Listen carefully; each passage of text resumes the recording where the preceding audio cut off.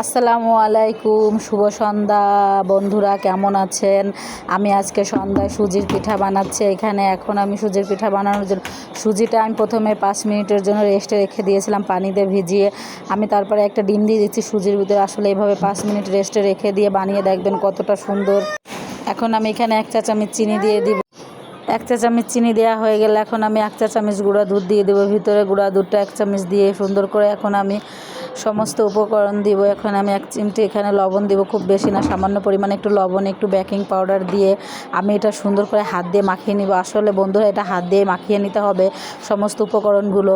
আমি দেখেন মাখিয়ে নিয়েছি। এখন আমি 3 চা চামচ এখানে আটা দিব। আসলে বন্ধুরা, 3 চা চামচ দেওয়ার পরে যদি আরও লাগে তাহলে আর একটু দিতে হবে এর ভিতরে।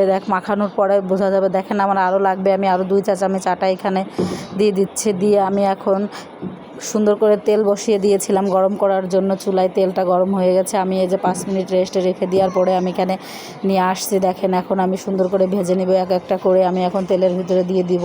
তেলটা দেখেন কতটা গরম হয়ে গেছে। দেখেন আমি এখন তেলের ভিতরে এক একটা করে ছেড়ে দিচ্ছি। আমি এখন তেলের ভিতরে দিয়ে আমি এখন সবগুলো ভেজে নেব এরকমভাবে এক একটা করে দিয়ে। এখন দেখেন আমি ভেজে নিচ্ছি। দেখেন এখন আমি এখানে ভেজে নিচ্ছি এরকমভাবে ভেজে নেবেন। চুলোর আঁচটা খুবই কম দিবেন, একদম কম রাখবেন আঁচটা। দেখেন আমার সুন্দর করে আমি এখানে ভেজে নিয়েছি। ফাইনালি দেখেন আমার কত সুন্দর হয়েছে ভাজাটা। দেখেন কালারটা কত সুন্দর আসছে মাশাআল্লাহ পিঠার। দেখেন আমি এখন এখানে সুন্দর করে উঠে নিচ্ছি টিস্যুর ভিতরে। আমি একটা নিচে একটা প্লেট দিয়ে উপরে টিস্যু যে আমি এরকমভাবে দেখেন বাকি পিঠাগুলো সব ভেজে নিয়েছি। দেখেন ফাইনালি আমার সুজির পিঠাটা বানানো হয়ে গেছে। এত সুন্দর হয়েছে বন্ধুরা, মাশাআল্লাহ খুব সুন্দর কালার আসছে পিঠাটাই। খেতেও খুব সুন্দর মাশাআল্লাহ হয়েছে বন্ধুরা। সুজির পিঠা এরকমভাবে সুজির পিঠা বানিয়ে খেয়ে দেখবেন সন্ধ্যায়। খুব সুন্দর একটা নাস্তা সুজির পিঠা।